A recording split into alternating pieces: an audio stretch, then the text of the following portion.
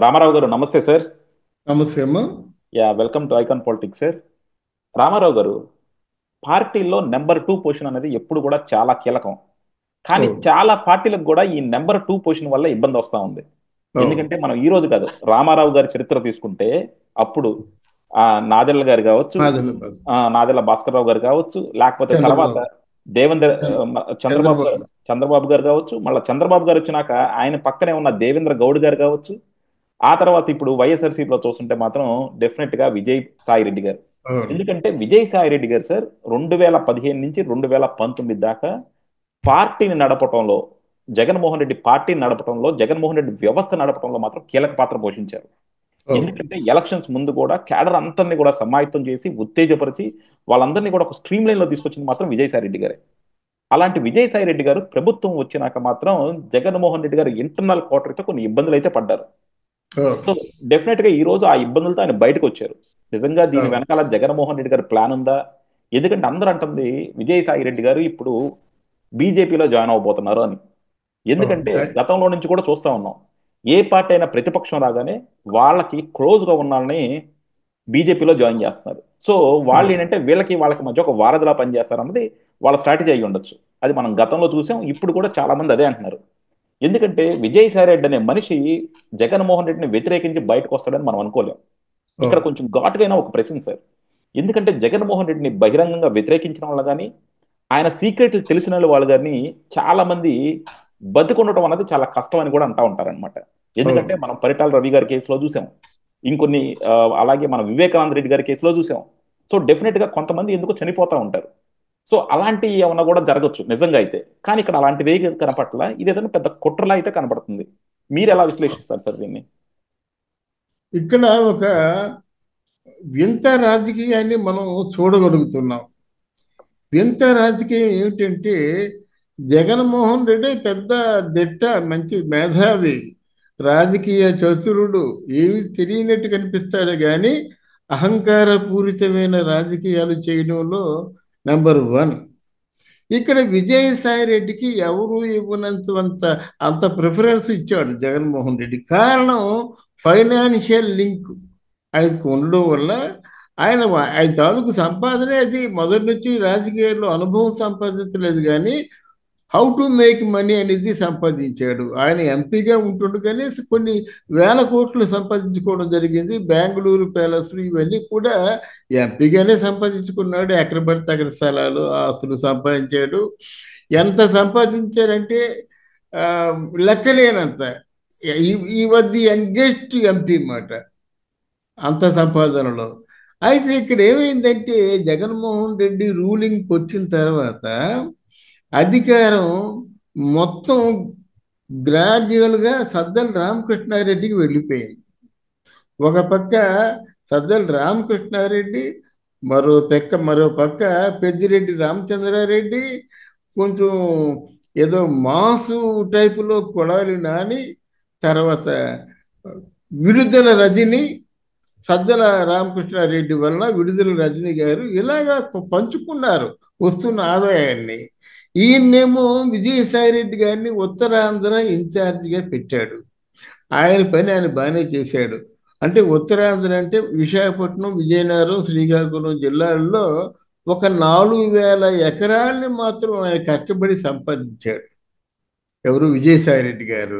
అలాగే స్వరూప నందేంద్ర స్వామి గారు బినామీ పేర్లతో జగన్మోహన్ రెడ్డి గారికి ఆయన కొంత ఒక 400 ఎకరాలు ఎంతో సంపాదించారు. ఈరోజు కూటమి ప్రభుత్వం మొత్తం తీసుకుంది ఆయనకి.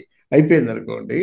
ఇక్కడ ఏమైందంటే ఎప్పుడైతే డబ్బు బాగా ఊహించని స్థితిలో పెరిగిపోయిందో అక్కడ పంపకాలు వస్తాయి, నీ నా తేడాలు వస్తాయి. నీకు ఎక్కువ నాకు తక్కువ అని వస్తుంది. ఆయనకి అల్లుడు చాలా గొప్ప పవర్ఫుల్. ఆయన కూడా రాజకీయంగా కొంచెం చాలా గట్టిగుడే గనక ఈ విజయసాయి రెడ్డి అల్లుడు కూతురికి ఎక్కువ ప్రిఫరెన్స్ ఇవ్వడం వల్ల ఇక అంతకుముందు తారక రత్న చచ్చిపోయినప్పుడే ఆయన బయట పడాలనుకున్నాడు. కానీ ఇప్పటికైనా మళ్ళీ ఆ పవర్ రాకపోద్దా, ఎలక్షన్స్లో నా తాలూకు అధికారం లేకపోతే నా తాలూకు ప్రిఫరెన్స్ ఉండకపోద్దా అని ఆలోచించాడు ఆయన. కానీ ఎలక్షన్లోనూ ప్రిఫరెన్స్ లేదు. ఓడిపోయిన తర్వాత సజ్జల రామకృష్ణారెడ్డిని కొట్టాడు అని ఇట్లాంటి పుకార్లు వచ్చాయి. తిట్టాడు, కొట్టాడు, ఎప్పుడు దగ్గర రానివ్వడని చెప్పారు. అయినప్పుడు కూడా సజ్జల రామకృష్ణారెడ్డిని అధిగమించలేకపోయాడు ఎవరు, జగన్మోహన్ రెడ్డి. ఇక్కడ విజయసాయి రెడ్డికి ఏదైనా థ్రెట్ ఉన్నట్టయితే ఈయన 10% ఉంటే 90% జగన్మోహన్ రెడ్డి థ్రెట్ ఉంటుంది. గనక ఆయన ఏవైనా చేయాలనుకుంటే ముందు తనకు తాను ఉరి వేసుకోవాలి, తనకు తాను శిక్ష వేయాలి, ఏదో శిక్షకు రెడీ ఉండాలన్నమాట. అటువంటి లిటిగేషన్లో పెట్టారన్నమాట. వీళ్ళెవరూ కాపాడలేరు. మళ్ళీ కాపాడాలంటే ఈయనే, మా విజయసాయి రెడ్డి కాపాడాలి. ఎలా కాపాడతాడు? అంటే పార్లమెంటరీ వ్యవహారాల శాఖ మంత్రిగా ఉంటుండగా అక్కడ ఆ కేంద్ర ప్రభుత్వంతో తరపునటువంటి అండర్స్టాండింగ్. అంతకుముందు మన చంద్రబాబు నాయుడు అధికారులు ఉన్నప్పుడు బాలయోగి అనే ఒక వ్యక్తి ఉండేవారు స్పీకరు. అవును. అంటే ఎవరికి ఏ పనులు చేయవలసి వచ్చినా సరే బాలయోగి చేసేవాడు అనమాట. అంటే అక్కడ స్పీకర్గా ఉంటూ చాలా లాబింగ్ చేశాడు. ఇక్కడ ఏంటంటే అలాంటి పార్లమెంటరీ వ్యవహారాల శాఖలో కీలకమైన పోస్టులు విజయసాయి రెడ్డి ఉంటూ ప్రతి ఒక్కరిని కూడా ఇంటరాక్ట్ అయ్యి ప్రతి ఒక్కరి తాలూకు కనుసన్నల్లో విజయసాయి రెడ్డి ఉన్నాడు. కనుక ఫ్యూచర్లో మాత్రం విజయసాయి రెడ్డిని చంపడం కుదరదు. ఒకవేళ జగన్మోహన్ రెడ్డికి చంపడం కుదిరినట్టయితే పవన్ కళ్యాణ్ని ఎప్పుడో లేపేసేవాడు. అన్ని సందర్భాల్లోనూ కుదరదు. కానీ కనుక పవన్ కళ్యాణ్కి ఏమి జగన్మోహన్ రెడ్డి సీక్రెట్లు తెలియదు కదా సార్. పవన్ కళ్యాణ్ వల్ల జగన్మోహన్ రెడ్డికి రాజకీయంగా దెబ్బ ఉంటుంది తప్ప ఇంకా ఆయన కుట్రలు కుతంత్రాలు లేకపోతే ఆయన అవినీతి కానీ పవన్ కళ్యాణ్కి తెలిసే ఛాన్స్ లేదు కదా. కానీ సాయి రెడ్డి అన్నిట్లో కూడా సహనిందితుడు కదా. అలా కాకుండా ఇక్కడ ఏంటంటే జగన్మోహన్ రెడ్డికి ఎవరైనా టార్గెట్ ఉన్నారంటే చంద్రబాబు నాయుడు కాదండి. చంద్రబాబు నాయుడిని ఏ రోజు కూడా అపోజిషన్ లీడర్ అనుకోవటం లేదన్నమాట. అంటే లోకేష్కి అంత విద్వత్తు ఉంటుందని నమ్మటం లేదు. ఎవరైనా అపోజిషన్లో ఉన్నట్టు చూడండి, ప్రతి ఒక్కరు కూడా వైఎస్ఆర్సీపీ వాళ్ళు పవన్ కళ్యాణ్నే అంటారన్నమాట. మీరు నెంబర్ 2 పొజిషన్ చాలా కీలకం ఉన్నారు కదా. రేపు పొద్దున్న చంద్రబాబుకి ప్రధానమైన ప్రతిపక్షం ఏదవుతుందంటే జనసేనే అవుద్ది. ప్రధానమైన ప్రతిపక్షం జనసేన ఉంది. జనసేనకి ఎందుకు బలం వస్తుందంటే బీజేపీ పార్టీ వాళ్ళు సౌత్ ఇండియా మీద దృష్టి పెట్టారు ఎప్పటి నుంచో.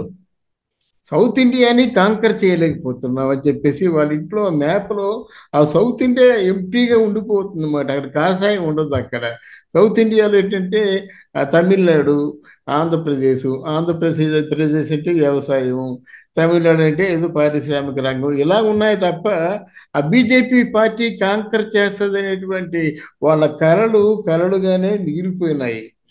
ఇప్పుడు ఒకవేళ స్టాలిన్ ఏమైనా వాళ్ళ జోలికి వస్తారనుకుంటే స్టాలిన్ రావటం లేదు. కనుక ఇప్పుడు ఏం చేస్తున్నారు, అన్నాడీఎంకే పార్టీలో ఉన్నటువంటి వీళ్ళని దగ్గర చేర్చుకుంటున్నారు బీజేపీ వాళ్ళు. ఇక్కడ ఈ Pawan Kalyan is the hope of the BJP party. ఈయన ఆల్మోస్ట్ ఆల్ నాయకుడిగా, కన్వీనర్గా ఆయన్ని పెంచి రేపొద్దున్న ఆంధ్రదేశంలో బీజేపీ పార్టీ అంటూ ఉన్నట్టే, లేదా జనసేన పార్టీ ఉందనుకోండి, అది బీజేపీ పార్టీకి 100% కూడా మద్దతు ఇస్తుంది. వీళ్ళ ప్లాన్ నెక్స్ట్ చంద్రబాబు నాయుడు కానీ, చంద్రబాబు నాయుడు తరఫున వాళ్ళ కుమారుడు కానీ వచ్చేలా కాదు. డెఫినెట్గా ఈ తెలుగుదేశం ప్రభుత్వాన్ని నెమ్మదిగా అంతం చేస్తారు. ఇప్పటికీ చంద్రబాబు నాయుడిని భుజాల మీద చెయ్యి వేస్తే వెయ్యొచ్చు, కానీ నరేంద్ర మోడీ గారు సందర్భం వచ్చినట్టయితే ఆయన పెద్దగా తీసుకోరు. ఏదో కొంచెం కలిసి వస్తుంది, కొంతవరకు బలం చేకూరుతుందనే ఆలోచనతో పెట్టుకోవడమే. కానీ చంద్రబాబు నాయుడు కంటే ఒక 1000 బలం ఎక్కువగా ఫీల్ అవుతున్న వ్యక్తి పవన్ కళ్యాణ్. అయితే పవన్ కళ్యాణ్ రాజకీయంగా చాలా తప్పులు చేస్తున్నాడు, అది ఇంకోసారి మాట్లాడుకుందాం. పవన్ కళ్యాణ్ చాలా ఆవేశపడు, నిజాయితీపడు అనుకున్నాం, కానీ పవన్ కళ్యాణ్ చేసిన తప్పులు ఏమిటో ఇంకోసారి మాట్లాడతాం. ఇక్కడ ఎందుకు చంపలేకపోయాడంటే, ఒకవేళ విజయసాయి రెడ్డి కానీ అనుకున్నట్టుగా ఏదైనా శిక్షిద్దాం అనుకుంటే ముందు ఈయన పోవాలి కదా. ఇప్పుడు పాండవుని కృష్ణుడు అంటారు కదా, ఎవరైనా మీరు నాకంటే ముందు పోయినట్టు మిమ్మల్ని నా గుండెల మీద పెట్టుకొని కాల్చుకుంటానని ఒక కృష్ణుడు అన్నట్టుగా ఒకవేళ విజయసాయి రెడ్డి గారిని పోయినట్టయితే ముందు ఆయన పోవాలి, జగన్మోహన్ రెడ్డి గారి పోవాలన్నమాట. గనుక ఏంటంటే జగన్మోహన్ రెడ్డి మళ్ళీ పార్టీలోకి వస్తాడనే ఆలోచన లేదండి. తప్పులు చేస్తున్నాడండి. తప్పుడు ప్రేలాపనలు చేస్తున్నాడండి. అక్కడికి ఆయన తాలూకు నాయకురాలు రోజా చేత కూడా ఆడంగి వెధవలు అనిపించాడండి. ఇటువంటి తప్పుల్ని ఎవరు క్షమిస్తారండి? అందువల్ల ఇవన్నీ కాకతాళీయంగా ఉంటాయి కానీ ప్రజా సంక్షేమం ఏమీ లేదు. అప్పుడే సంవత్సరం అయిపోయింది. అనుకున్న దాంట్లో నిన్న మెగా డిఎస్సి ఏదో అనౌన్స్ చేశారు. వాళ్ళ తాలూకు సూపర్ సిక్స్లోనూ ఒకటి అమలయ్యింది పెన్షన్లు. రెండోదేమో నిన్న అనౌన్స్ చేశారు. మూడోది పరిశ్రమలు, తర్వాత నాలుగోది అనకాపల్లి ఉక్కు ఫ్యాక్టరీ, ఇవన్నీ ఉన్నాయి కదా. అప్పవరం ఒకటి ఇప్పుడు ఒక 80% వచ్చినట్టుంది. అంతకుముందు 72, ఇప్పుడు ఒక 80% పెరిగింది అన్నమాట. సో ఓవరాల్గా ఈ రాజకీయంలో ఉన్నటువంటి చిక్కుల వల్ల ఆయన జోలికి వెళ్ళడు. ఇంకొక ఆలోచన కూడా నాకుంది. జగన్మోహన్ రెడ్డికి కోవర్ట్గా పనిచేసే అవకాశం ఎందుకు లేదు అని కూడా ఆలోచించాలి Yeah. మనం. అది ఆ, అదే మెయిన్ ఏమో అనిపిస్తుంది సార్. ఎందుకంటే ఇప్పుడు ఎందుకంటే ఏమి జరిగినప్పుడు కూడా డెఫినెట్ గా జగన్మోహన్ రెడ్డి గుండెకాయే కదా, అది మానుకొని అవసరమైతే ఇద్దరు ఒకటైపోతారు. ఉమ్, అందువల్ల అది అలా కూడా ఆలోచించాలి కానీ చంపుకోరండి, చంపుకోరు. నెక్స్ట్ ఫర్దర్ గా జగన్మోహన్ రెడ్డి రాజకీయాల్లో కూడా కొనసాగడు. ఇది నా అనుభవంతో చెప్తున్నమాట. అంటే రాజకీయాల్లో పనిచేసే వాళ్ళు మాట్లాడకూడదు. వాళ్ళ కోసం ప్రజలు మాట్లాడాలి. అలా కాకుండా వాళ్ళే చెప్పుకుంటే ఎలాగవుతుంది? రాముడు మంచి బలుడు బాలుడు అని చెప్పేసి ఇది కరెక్ట్ కాదు. చూద్దాం సార్. ఎందుకంటే మీరు అన్నట్టు ఏంటంటే ఇది బీజేపీ, పవన్ కళ్యాణ్, జగన్మోహన్ రెడ్డి వీళ్ళందరూ కూడా ఒక పెద్ద రాజకీయ క్రీడలో భాగమేమో అనిపిస్తుంది. ఎందుకంటే అవునండి. సాయి రెడ్డి జగన్మోహన్ రెడ్డికి ఎంత ఆప్యాయుడో, ఎంత క్లోజో, బీజేపీ వాళ్ళకు కూడా అంతే క్లోజ్ గా అవ్వగలిగాడు. సో ఇటు పక్కన అవును. చూసుకుంటే పవన్ కళ్యాణ్ వాళ్ళ డెఫినెట్ గా వాళ్ళ ఫ్యూచర్ సీఎం గా ప్రొజెక్ట్ చేస్తున్నారు పవన్ అవును. కళ్యాణ్ ఆంధ్రప్రదేశ్ లో. సో ఇవన్నీ చూస్తే మాత్రం డెఫినెట్ గా తెలుగుదేశానికి వ్యతిరేకంగా ఒక మంచి రాజకీయ క్రీడా చిత్రం అయితే ఆవిష్కరించబోతున్నాం అనిపిస్తుంది. అంతేనండి. అది మీరు చెప్పింది కొంతవరకు కరెక్ట్.